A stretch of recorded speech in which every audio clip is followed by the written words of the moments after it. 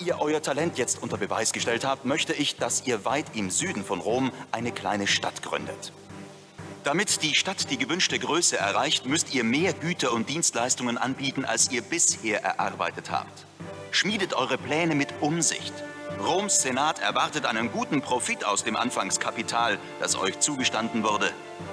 Eure neue Provinz ist zwar reich an Ressourcen, aber ihr müsst Handelsrouten einrichten und Güter exportieren, um die benötigten Gelder aufzubringen. Stellt außerdem sicher, dass eure Bürger ihre Steuern auch wirklich bezahlen. Eure Kolonie sollte des Weiteren einen Dock haben, damit sie auch zur See Handel treiben kann. Baut ein Dock am Fluss mit dem Treibgut und stellt sicher, dass sich in dessen Nähe ein Lagerhaus befindet, in dem eure Exporte gelagert und Importe angenommen werden können. Sobald ihr eine Seehandelsroute eröffnet und eurem Handelsberater sagt, welche Güter ihr kaufen und verkaufen wollt, werden Handelsschiffe an eurem Dock anlegen. Wie die meisten Gebäude muss auch das Dock Zugang zur Straße und zu Arbeitskräften haben. Meine Ansprüche an euch sind nicht übermäßig hoch. Ich werde eure Leistung bewerten. Die Ziele, die ich euch gestellt habe, sind jedoch recht einfach. Alles Weitere, um das ich euch bitte, solltet ihr eigentlich mit Leichtigkeit erbringen können. Ich wäre besonders erfreut, wenn ihr meine Wünsche schnell erfüllen würdet. Eure neue Provinz befindet sich in einem Gebiet, das die römische Herrschaft noch nicht völlig akzeptiert. Unsere alten Rivalen, die Etrusker, könnten sich als Unruheherde erweisen. Errichtet alle Sicherheitseinrichtungen, die euch zur Verfügung stehen, damit diese Barbaren sich nicht zu einer wirklichen Bedrohung entwickeln können. Ihr könnt Bauwerke errichten, die der Verteidigung dienen und eine Legion auf die Beine stellen, die gegen den Feind ins Feld ziehen kann. Mauern bremsen den Ansturm eines Feindes, können aber zerstört werden. Mauern baut ihr genau wie Straßen. Ihr klickt auf den Anfangspunkt der Mauer, haltet die linke Maustaste gedrückt und zieht die Mauer bis an den gewünschten Endpunkt. Sollen Wachen auf der Mauer patrouillieren, solltet ihr sie mindestens in doppelter Dicke bauen. In die Mauern hinein könnt ihr Türme bauen, um sie zu verteidigen. Wächter auf Türmen bewerfen jeden Feind, der in Reichweite kommt, mit Speeren. Jeder Turm ist mit einer Ballista, einem schweren Katapult, ausgestattet, die erheblichen Schaden anrichten kann. Die für die Türme benötigten Wächter bildet ihr genau wie die Soldaten für eure Forts in Kasernen aus, die ihr in eurer Stadt errichtet. Nur in solchen Kasernen ist es möglich, Turmwachen, berittene Hilfstruppen und mit Speeren ausgerüstete Hilfstruppen zu trainieren. Verfügt eine Kaserne auch über einen Vorrat an Waffen, kann sie sogar Legionäre hervorbringen, die besten Kämpfer, die ihr euch nur wünschen könnt. Die Ausbildung von Hilfstruppen und Legionären kann jedoch erst beginnen, wenn ihr für jede Legion ein Fort errichtet habt. Forts solltet ihr weit weg von Wohngebieten errichten. Die neuen Soldaten wandern später nämlich auch ohne Straßen von der Kaserne zum Fort. Eure Provinz könnt ihr allerdings nicht mit Hilfe einer Mauer völlig vom Rest der Welt abschotten. Eure Bürger und Händler müssen ohne Behinderung frei kommen und gehen können. Vergesst daher nicht, an den Ein- und Ausfallstraßen eurer Stadt Tore mit Wachzimmern einzurichten. Und wenn diese Etrusker Ärger machen, zeigt ihnen, wie schmerzhaft es sein kann, Rom herauszufordern. Hallo, herzlich willkommen zu meinem Let's Play Caesar 3. Ich bin euer Dominus und wir spielen die Kampagne Tarentum, unsere erste Kolonie. Nun errichten wir unsere eigene Stadt, und zwar in einer etwas gefährlicheren Provinz, wo wir von Anfang an militärisch aktiv sein müssen. Ab jetzt wird der Imperator uns Wertungen vorgeben, die wir erreichen müssen. Diese sind die Wohlstandswertung, die Gunst- und Kulturwertung sowie die Friedenswertung. Zu den einzelnen Wertungen werde ich während der Kampagne noch etwas sagen. Zudem stellt der Imperator jeweils ein Bevölkerungsziel, das wir entsprechend erreichen müssen. Für Tarentum ist das 2500 Einwohner. Eine Wohlstandswertung von 10, eine Gunstwertung von 40, eine Kulturwertung von 30 und eine Friedenswertung von 10 sind zu erreichen. Zu dem Aufbau der Stadtbefestigung und der Ausbildung unserer Soldaten hat der Imperator jetzt schon ausführlich berichtet. Von daher werde ich da jetzt nicht weiter darauf eingehen. Mehr Details findet ihr in meinem Tutorium Militär für Caesar 3. Gut. Dann schauen wir uns mal die Karte an. Tarentum liegt in den zentralen Provinzen. Und wir haben jetzt hier so einen Fluss, der zieht sich jetzt hier im nördlichen Bereich so entlang. Und wir haben hier halt das Treibgut, das Indiz, dass dieser Fluss schiffbar ist. Das heißt, wir können unsere Seehandelsrouten über diesen Fluss entsprechend betreiben. Hier im Norden haben wir eine große Fläche, die wir landwirtschaftlich nutzen können. Eine zweite haben wir hier im südlichen Bereich auf der großen Landmasse. Hier haben wir den Immigrationspunkt und hier auch größere Gesteinsformationen. Und hier haben wir nochmal eine größere Freifläche. Gut, dann schauen wir mal, was wir produzieren können. Wir können Weizen und Reben anbauen. Als Rohmaterial haben wir Eisen und Holz.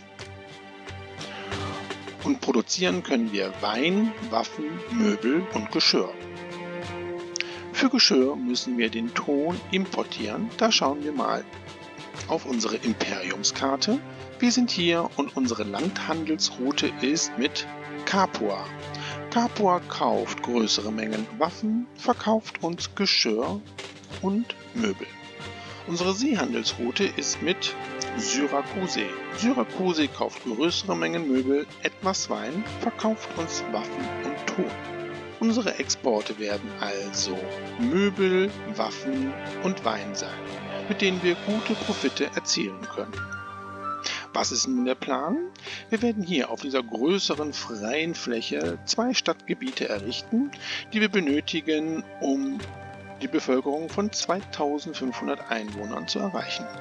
Hier über diese landwirtschaftliche Fläche können wir die Stadt mit Nahrungsmitteln versorgen. Später werden wir dann hier das Dock errichten, um die Seehandelsroute zu aktivieren.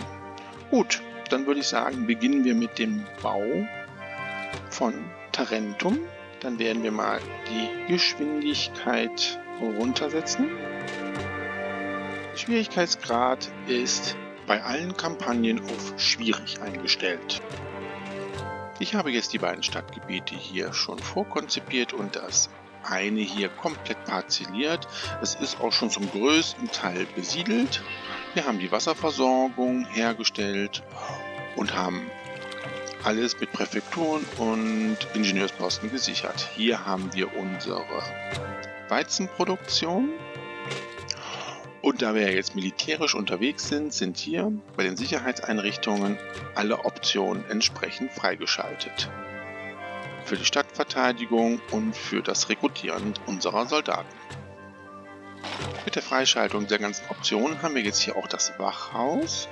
Und das Wachhaus dient nicht nur dafür, unsere Aus- und Eingänge unserer Stadt zu schützen, sondern es kann auch als Sperre genutzt werden.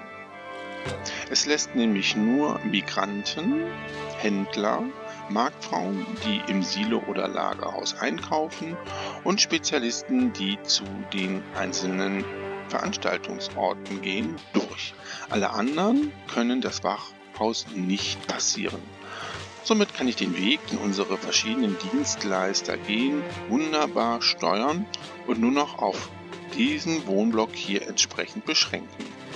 Das heißt aber auch, dass alles, was außerhalb des Wohnblocks liegt, natürlich mit einer kleinen Siedlung versehen werden muss, damit wir Zugang zum Arbeitsmarkt haben und natürlich mit einer Präfektur und Ingenieursposten gesichert werden. Gut, dann würde ich vorschlagen, bauen wir schon mal die ersten Tempel.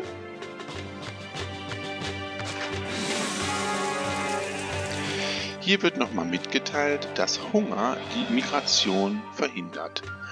Wenn die Erstbesiedlung erfolgt ist, sollten wir als erstes Nahrungsmittel herstellen, denn ohne ein gefülltes Silo wird es keine Migration in unsere Stadt geben. Das wird hier nochmal erklärt und sollte halt die oberste Priorität am Anfang der Entwicklung unserer Stadt sein. Aber da sind wir ja jetzt hier schon gut dabei. Bauen wir mal weiter unsere Tempel. So, ich muss noch die Prioritäten beim Arbeitsberater festlegen.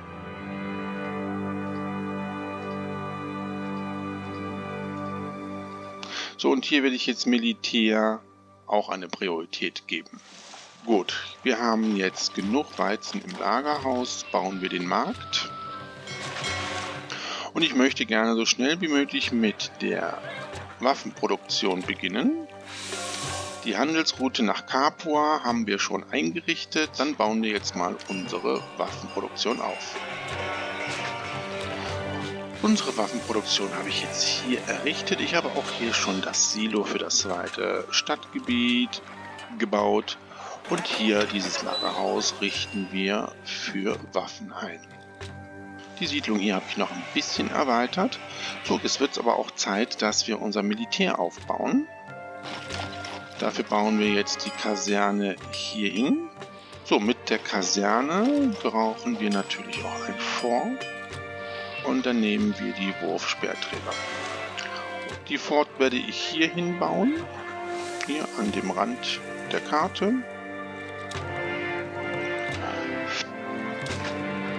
Ja, und ich finde, das sieht auch schon ganz gut aus. Arbeitsmarkt ist auch gut. Da können wir jetzt mal hier etwas mehr bezahlen. Und die Steuern setzen wir runter. So, jetzt wo wir Waffen produzieren, können wir natürlich diese auch exportieren.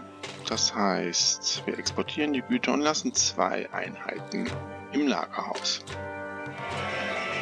So, dann werde ich jetzt dieses Wohngebiet hier auch schon parzellieren und mit einem Brunnen versorgen. Und dann werden wir den Senat schon errichten. Der kommt dann genau hier zwischen. Das Silo werde ich jetzt mal einstellen, dass es Weizen fordert. Und wir bauen mal hier die Verbindung zu dem zweiten Stadtgebiet, natürlich mit einem Wachzimmer. So, wir haben massiv viel an Arbeitslose, das heißt, wir werden jetzt hier das Dock errichten und mit der Möbelproduktion beginnen. Unsere Möbelproduktion habe ich jetzt hier etabliert. Hier ist das Dock, hier ist das Lagerhaus, was Möbel und Wein annimmt. Die Waren, die ich über die Seehandelsroute exportiere. Und dieses Lagerhaus ist für später eingerichtet, wenn ich Geschirr herstelle. Dafür muss ich den Ton ja entsprechend importieren. Gut, das sieht soweit ganz gut aus. Dann müssen wir jetzt mal warten. Errichten wir für dieses Gebiet jetzt auch die Tempel. Ja, wir haben vergessen, einen Arzt zu bauen und wir haben hier leider einen Stadtbereich, der niedergebrannt werden muss, weil wir hier eine Seuche haben. Das sollte man natürlich vermeiden. Ja, Waffen exportieren wir jetzt schon gut. Ich würde jetzt auch schon direkt das dritte Exportgut herstellen, nämlich Wein. Den Wein möchte ich gerne hier in diesem Bereich herstellen, da ich die andere landwirtschaftliche Fläche für die Weizenproduktion benutzen möchte. Da roden wir jetzt hier erstmal und wir müssen natürlich eine Brücke bauen, nämlich eine Schiffsbrücke.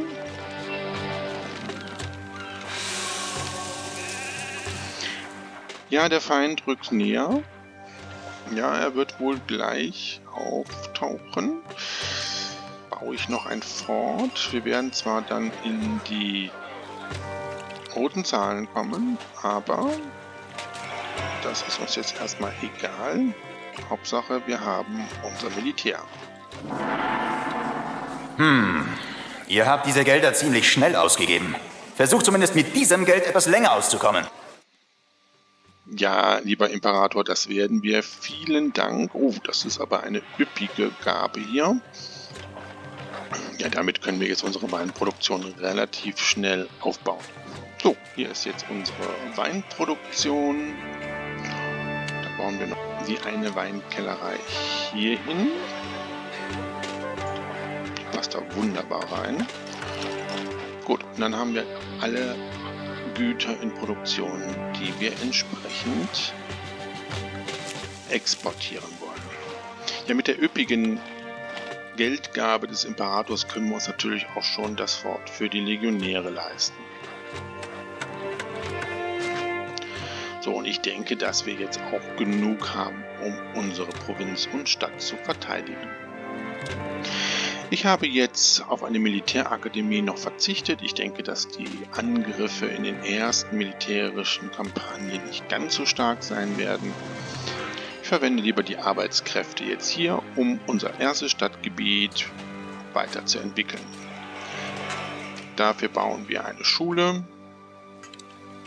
eine Bibliothek und ein Theater. Dafür müssen wir natürlich auch die Künstlerkolonie errichten. Und ich denke, wir können das zweite Stadtgebiet jetzt auch mit einem Markt versehen. Und jetzt, wo Wein und Möbel in den Lagerhäusern sind, können wir die Handelsroute nach Syrakuse eröffnen. So, und dann können wir Wein komplett verkaufen und Möbel, da lassen wir mal 2 Einheiten im Lager. So, und hier ist schon das Handelsschiff aus Syrakuse. Ich kann es nicht erwarten, hier etwas Handel zu treiben. Ich liebe ein gutes Geschäft. Und wir sehen, dass die Handelsrouten eine Kapazität von 12 Einheiten haben, entgegen Landhandelsrouten, die nur 8 Einheiten Kapazität besitzen. Ja, und hier können wir nochmal sehen, was er kauft und was er verkauft. Gut, wir exportieren jetzt alle Güter, dann können wir jetzt auch mit dem Import von Ton beginnen und der Produktion von Geschirr. Wichtig ist jetzt auch, dass mit einer neuen Handelsroute die Lagerhäuser neu eingestellt werden müssen.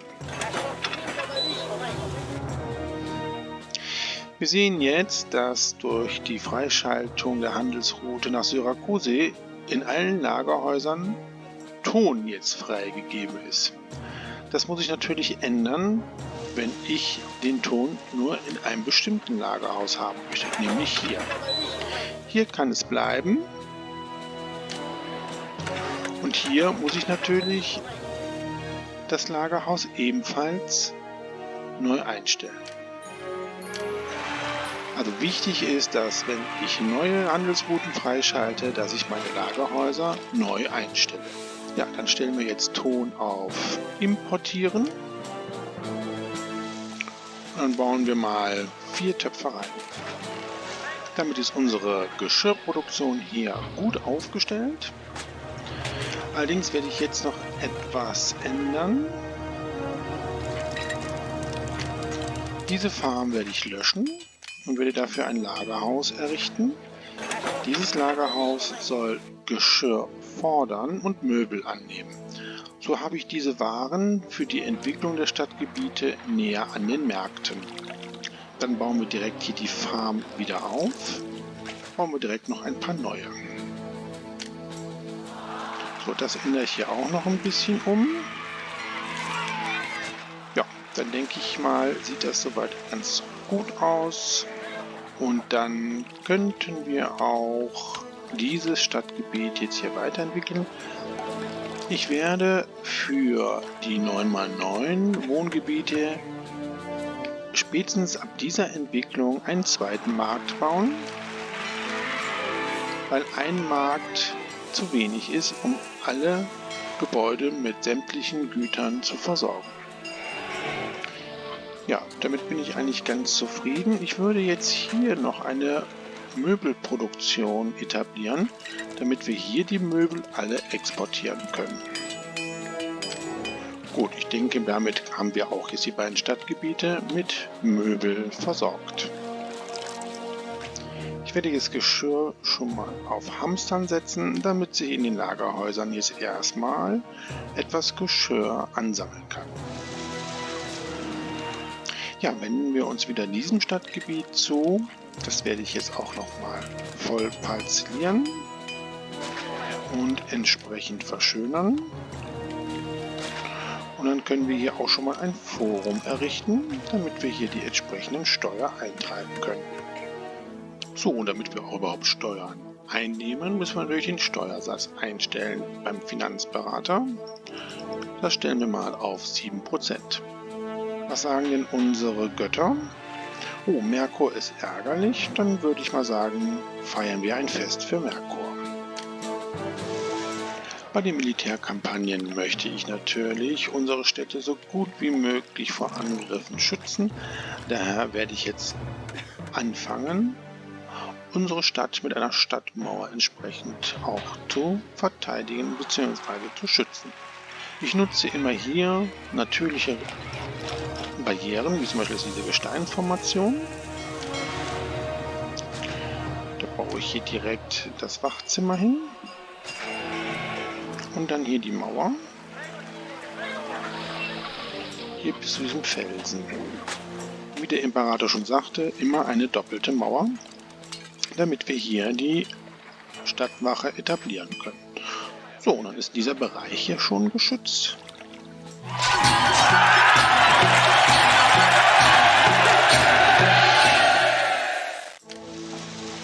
Schauen wir nun mal auf die Imperiumskarte und sehen hier die Symbolik für die Kämpfe.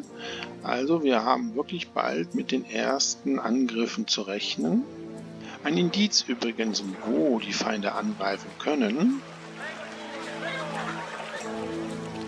sind immer hier die offenen Grenzen der Karte. Also wo keine natürliche Barriere, wie zum Beispiel ist hier der Fluss oder Gesteinsformationen, den Angriff verhindern kann.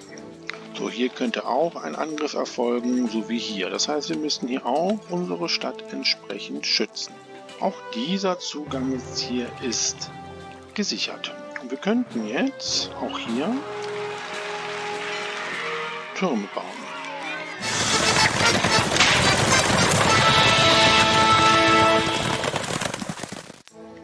Nun stellt der Imperator uns Forderungen, die wir erfüllen müssen.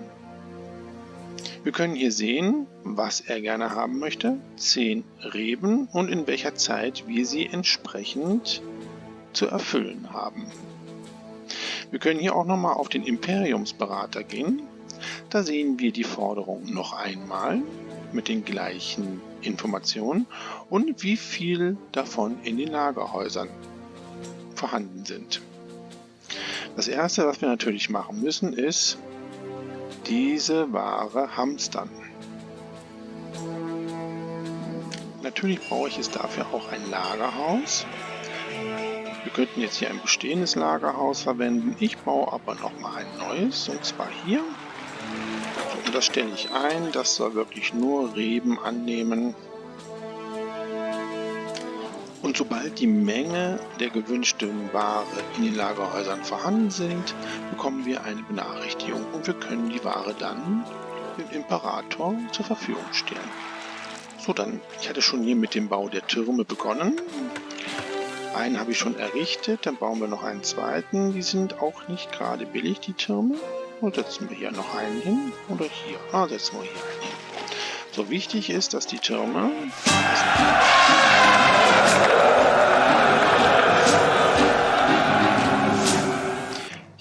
das erste Mal, dass eine feindliche Armee unsere Stadt angreift. Das erste, was wir machen müssen, ist die Geschwindigkeit runtersetzen. So auf 30. Und hier auf die Klingel drücken, um zu gucken, wo sie angreifen. Ja, und wir sehen, sehr gut platziert, direkt bei unserer Armee. Dann stellen wir jetzt mal unsere Soldaten auf. Ja, aber die Armee ist recht klein. Da können wir mit unseren Legionären, glaube ich, direkt angreifen. Ja, das sollte eigentlich kein Problem sein. Ja, den Angriff haben wir gut abgewehrt. Wir können jetzt die einzelnen Legionen anklicken und zum Fort zurückschicken. Wir können aber auch hier über den Militärberater alle direkt anklicken und zum Fort schicken. Sehr gut, der erste Angriff erfolgreich abgewendet. Ja, ich war ja noch bei den Türmen geblieben. Wir haben jetzt hier die Türme gebaut und die brauchen natürlich Straßenanschluss und sie brauchen Zugang zur Kaserne. Und das sollte jetzt ja hier aber auch kein Problem sein. Wir bauen hier nochmal einen Ingenieursposten und eine Präfektur auf. Ja, Und dann würde ich jetzt mal Geschirr freigeben. Da haben wir jetzt mehr als genug. Dann können sich jetzt die Märkte entsprechend mit Geschirr eindecken. Ja, und hier sehen wir schon, dieser Turm ist bemannt und hat hier oben seine Ballista. Ja, und ihr seht, wir exportieren wirklich sehr gut. Unsere Stadtkasse ist gut gefüllt. Ja, 13% Arbeitslosigkeit. Gerade bei den Militärkampagnen werden wir das Problem haben, dass wir jede Menge Arbeitslose haben, da wir für die Grundversorgung der Stadt alle entsprechenden Arbeitsstätten besetzt haben. Wie können wir jetzt entsprechend die Arbeitslosigkeit runterbringen? Wir können natürlich in der Stadt weitere Kulturgebäude bauen, aber da steht der Platz auch nur begrenzt zur Verfügung. Wir können sogenannte Kulturviertel errichten, indem wir nur Unterhaltungsstätten oder Bildungseinrichtungen oder auch Tempel bauen, die nur den Zweck haben, Arbeitsplätze zu binden und die Kulturwertung zu erhöhen. Ich werde jetzt zum Beispiel hier so ein kleines Kulturviertel errichten. Und zwar bauen wir nochmal eine Reihe Tempel.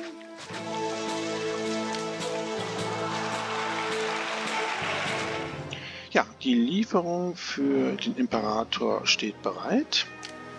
Dann gehen wir jetzt hier zum Imperiumsberater, klicken hier drauf und verschicken die kaiserliche Forderung.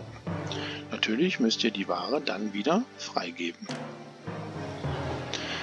Ich nehme aber auch jetzt hier diese Forderung des Imperators zum Anlass, über die Wertungen zu sprechen, da das Erfüllen der Forderung direkten Einfluss auf eine der Wertungen hat, nämlich die Gunstwertung.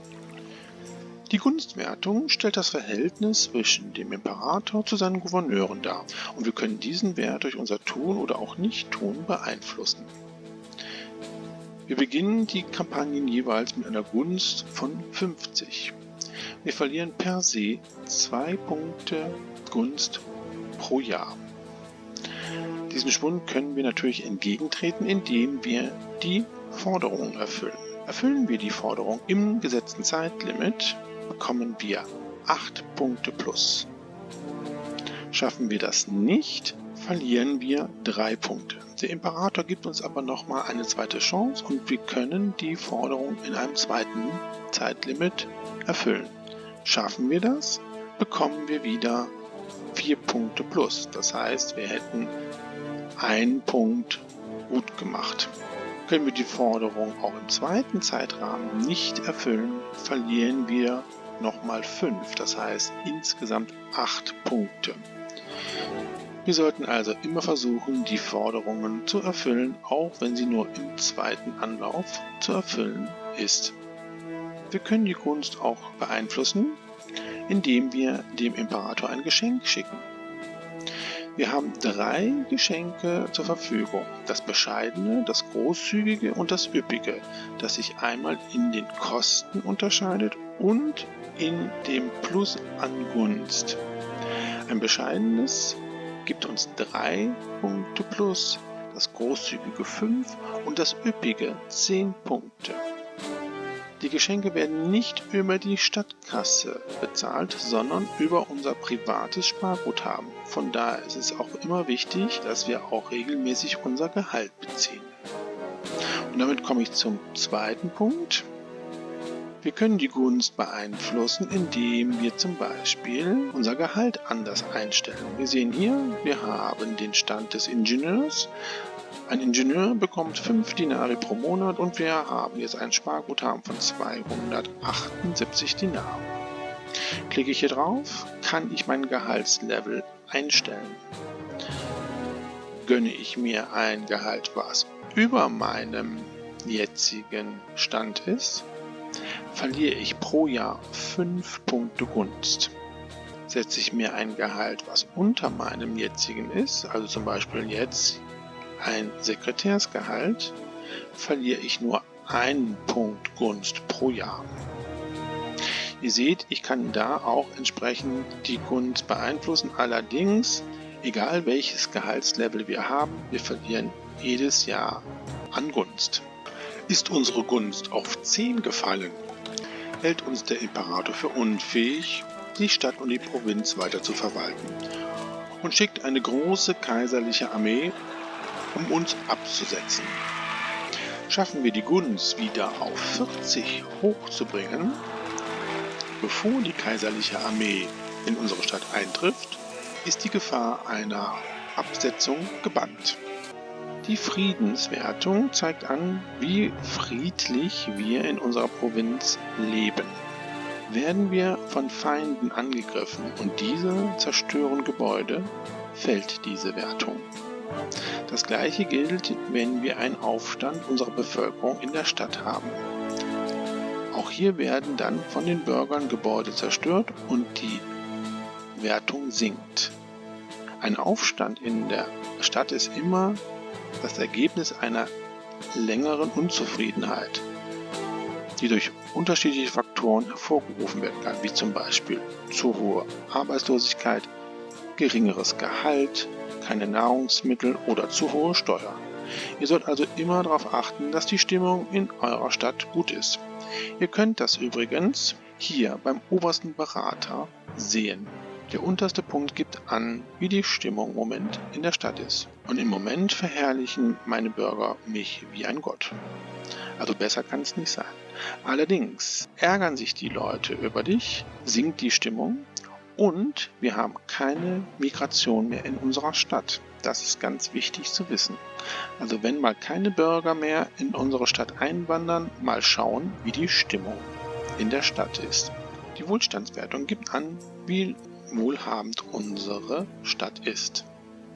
Sie wird durch viele Faktoren beeinflusst. Die wichtigsten sind eine positive Stadtkasse, die Weiterentwicklung unserer Wohngebäude, also je weiter die Gebäude entwickelt sind, desto stärker steigt die Wohlstandswertung und eine Arbeitslosigkeit unter 10%.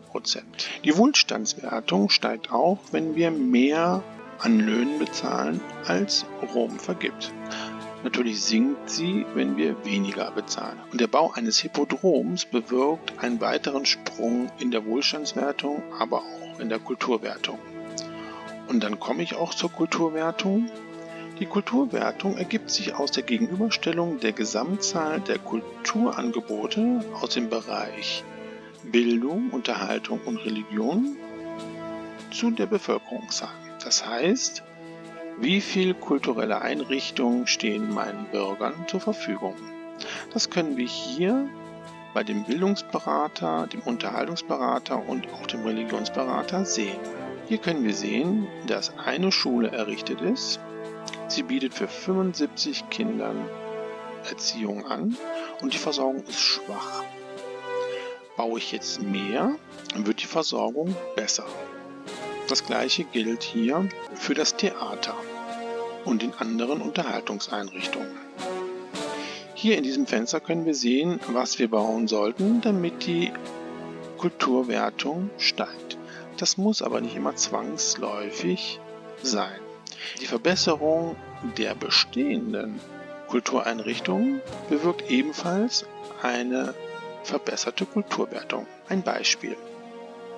Wir sollten jetzt Akademien bauen, damit die Wertung steigt. Akademien bräuchten wir jetzt nicht zu bauen, weil sie nicht für Plebejer notwendig sind. Ich werde jetzt noch eine zweite Schule und eine zweite Bibliothek errichten und wir schauen mal, wie dann die Kulturwertung sich verändert hat, ohne dass wir eine Akademie gebaut haben. Kulturwertung ist auf 32. So, die zwei Gebäude habe ich errichtet. Wir sehen, dass jetzt die Versorgung für Schulen durchschnittlich ist, aber für Bibliotheken ist sie sehr gut. So, und ihr seht, die Kulturwertung ist in die Höhe geschnellt. Also immer diese 3 Berater konsultieren, um zu gucken, wie hier und hier die entsprechende Versorgung ist. Und diese entsprechend verbessern durch den Bau weiterer Kulturgebäude.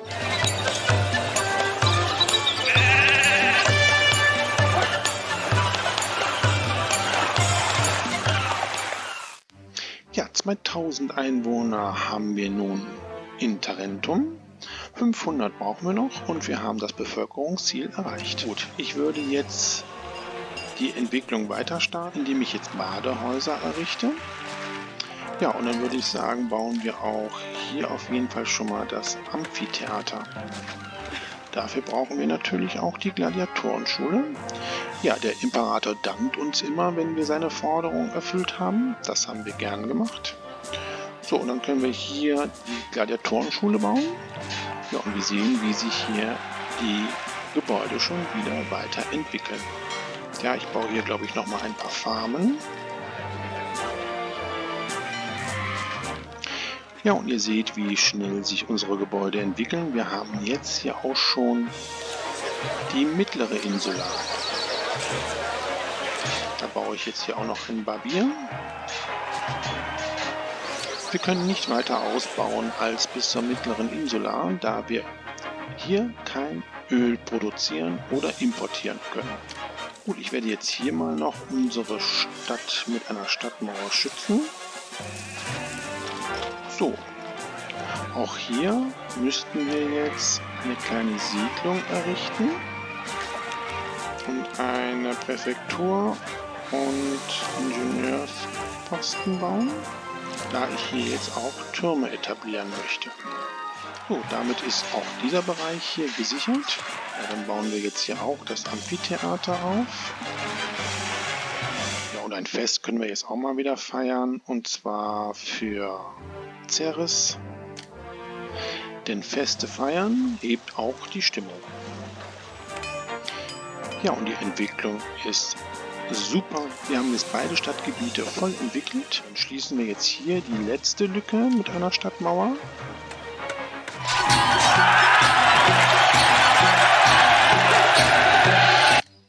So, und wenn wir wollten, könnten wir jetzt hier tatsächlich auch noch Türme errichten. Dann machen wir mal 2 Stück, verbinden diese mit der Straße und dann haben wir das hier auch gesichert. Ja, dann schauen wir mal in die Wertungen. Ja, Kultur ist erreicht, Wohlstand ist erreicht, Frieden und Gunst auch. Das heißt, wir brauchen jetzt nur noch 2500 Einwohner und wir haben die Kampagne geschafft. Schauen wir uns Tarentum nochmal an. Wir haben hier unsere beiden Stadtgebiete mit all den kulturellen Einrichtungen. Wir haben hier unsere Nahrungsmittelproduktion durch die ganzen Weizenfarmen und hier unsere kleine Waffenproduktion. Hier haben wir unser Kulturviertel, das Dock mit den weiteren Produktionen von Geschirr, Möbel und Wein. Ja, und mit dem letzten Blick auf unsere Stadt Tarentum beenden wir diese Kampagne. Ja, wir haben alle Ziele erreicht, die der Imperator uns gestellt hat, und wir werden befördert zum Architekten. Das nehmen wir natürlich gerne an.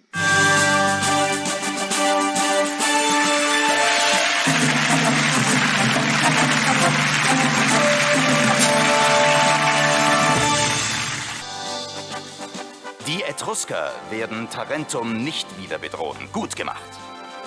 Einen Gouverneur mit ausgewogenen Fähigkeiten in Städtebau und Kampf gibt es recht selten. Sehen wir nun, ob ihr euren Erfolg wiederholen könnt oder einfach nur Glück hattet. Ja, wir wollen den Imperator natürlich nicht enttäuschen. Wir gucken mal, wie es weitergeht. Es geht nach Sizilien. Nach Syrakuse, die nächste Militärkampagne. Bis dahin sage ich Tschüss, euer Dominus.